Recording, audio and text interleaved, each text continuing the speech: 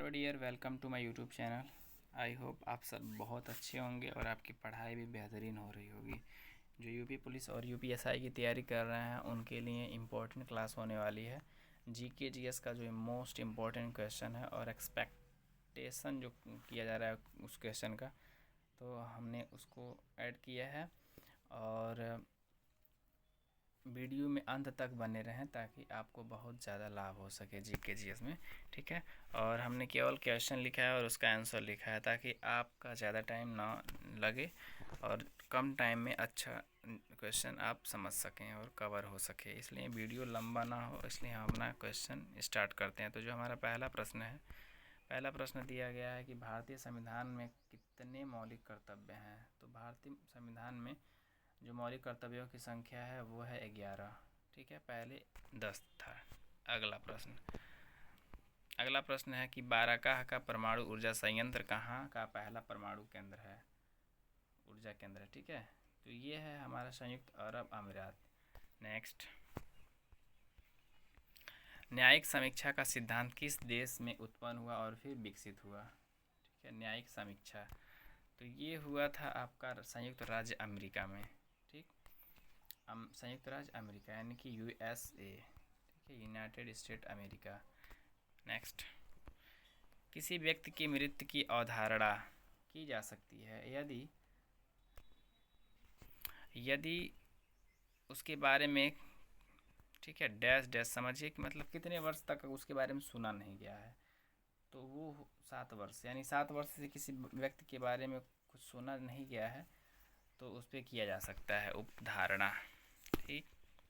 अगला प्रश्न है कि द्रव गैस में निलंबित क्या होता है। द्रव गैस में निलंबित छोटे कणों की टेढ़ी मेढ़ी जिगजैग गतिविधि को क्या कहा जाता है। तो उनको ब्राउनी गति कहा जाता है।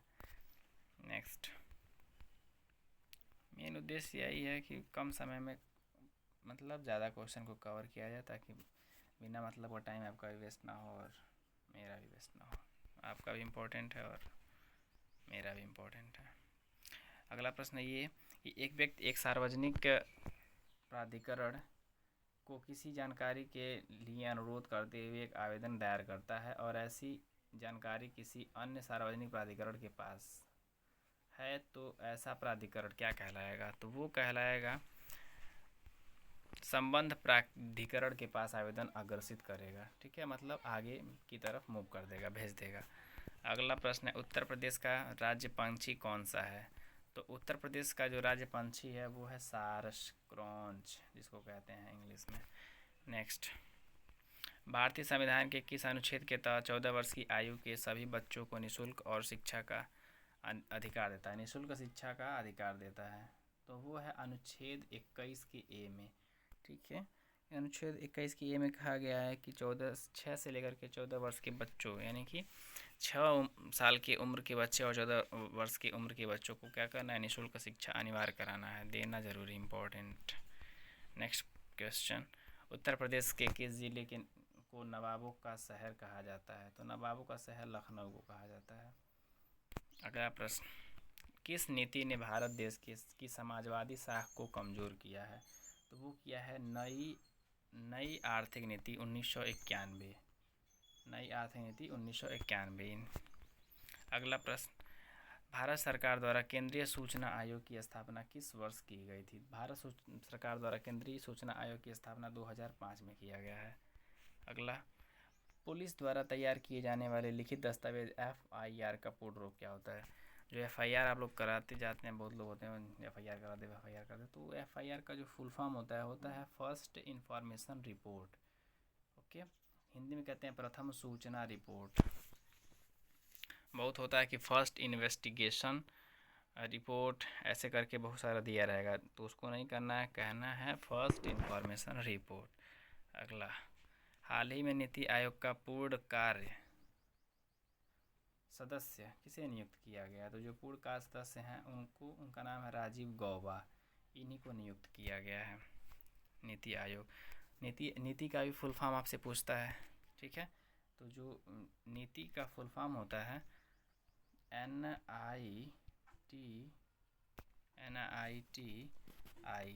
इसका फुल फॉर्म होता है एन से नेशनल, आई से इंस्टीट्यूट, बीच में रहेगा फॉर, टी से ट्रांसफार्मिंग इंडिया, ठीक है, national institute for transforming India. NITI Aayog की स्थापना कब हुई थी, आपको कमेंट्स में बताना है। नेक्स्ट, राष्ट्रीय सुरक्षा अधिनियम के तहत, किस अधिनियम के तहत राज्य सरकार द्वारा धारा 5B के तहत किसी व्यक्ति को एक राज्य से दूसरे राज्य में हटाने का कोई भी आदेश नहीं दिया जाएगा, सिवाय, तो वो नहीं दिया जाएगा उसी राज्य की सरकार की सहमति के बिना। यानी जिस राज्य में रहेगा उस राज्य की जब तक सरकार सहमति नहीं प्रदान करेगी तब तक आप उसे नहीं हटा सकते हैं।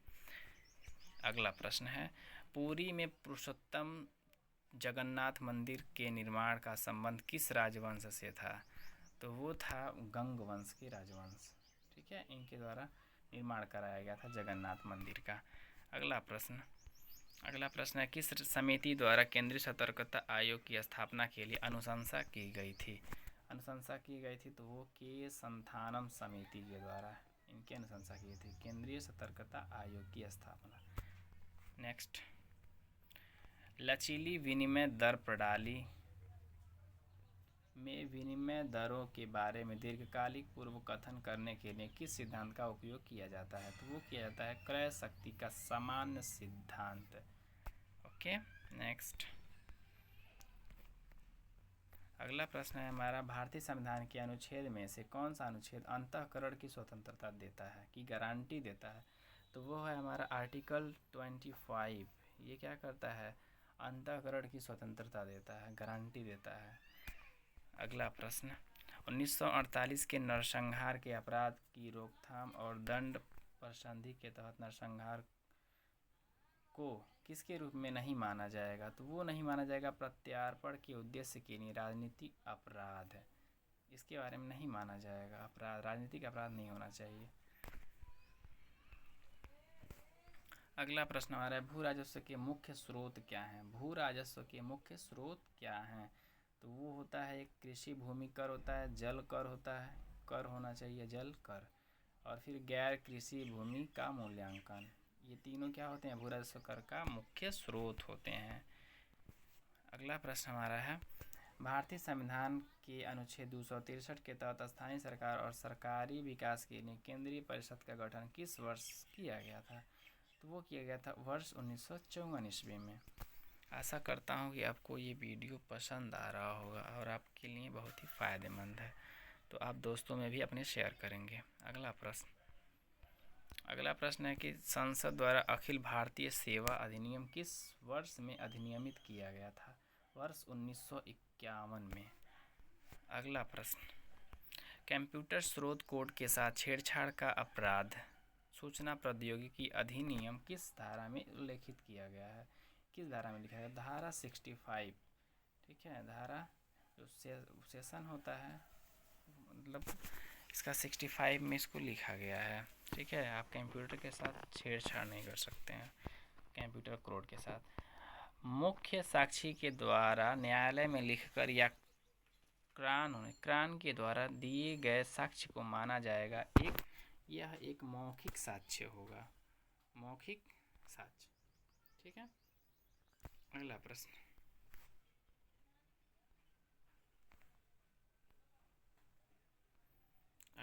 हमारा है, ग्वादर बंदरगाह किस देश में स्थित है, तो ग्वादर बंदरगाह जो हमारा स्थित है वो है हमारे पड़ोसी नल्ले देश में, पाकिस्तान में।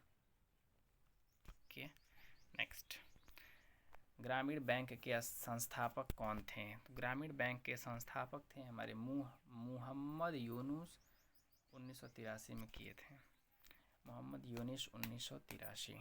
नेक्स्ट, किस विषय में सांसद और राज्य विधायिका, सांसद नहीं होना चाहिए, यहाँ संसद होना चाहिए, ये गलत है, ठीक है, यहाँ मैं जो करता हूँ वो होता नहीं है, मैं लिख देता हूँ, यहाँ सांसद नहीं होना चाहिए, सांसद होना चाहिए। तो कह रहा है कि किस विषय में संसद और राज्य विधायिका दोनों को कानून बनाने का अधिकार है, तो दोनों को कानून बनाने का जो अधिकार दिया गया है वो विद्युत पे, ठीक है, विद्युत पे कर सकते हैं, क्योंकि विद्युत क्या है, समवर्ती सूची का विषय होता है, ठीक है। इसमें क्या करता है, ये दोनों मतलब इस पे कानून बना सकते हैं बिजली विभाग पे। नेक्स्ट प्रश्न हमारा है, किस शहर को भारत का मैनचेस्टर के रूप में जाना जाता है? भारत के मैनचेस्टर के रूप में जाना जाता है अहमदाबाद को, ठीक है। यहीं आप लगे हाथ एक और चीज़ जान लीजिए कि जो कानपुर होता है उसको, जबकि कानपुर को उत्तर भारत का मैनचेस्टर कहा जाता है, तो यहाँ पे बड़ी कन्फ्यूजन होता है, ठीक है। तो उत्तर भारत का मैनचेस्टर कहेगा तो कानपुर होगा, और भारत का मैनचेस्टर कहेगा तो अहमदाबाद होगा। आपको बताना है उत्तर प्रदेश का मैनचेस्टर किसे कहा जाता है, ये भी एक क्वेश्चन एक आता है, ठीक है। अगला प्रश्न हमारा ये कह रहा है कि भारतीय राष्ट्रीय कांग्रेस के नरमपंथी, यहाँ नरमपंथी है, गलत हो गया, नरमपंथी और चरमपंथी किस सत्र में विभाजित हुए थे? तो वो विभाजित हुए थे सूरत का जब से सत्र चल रहा था उस टाइम, ओके। यही हमारा अगला प्रश्न है कि कौन सा राख फ्लाइंग फॉक्स या फल जूतक के माध्यम से फैलता है? तो वो फैलता है निपाह वायरस, ठीक है, इसके माध्यम से। तो यहीं हमारा क्या होता है, क्वेश्चन समाप्त होता है। आपका बहुत बहुत शुक्रिया क्लास को अटेंड करने के लिए, आपने अपना टाइम दिया। आशा करते हैं आपको ये वीडियो पसंद आया होगा। थैंक्स।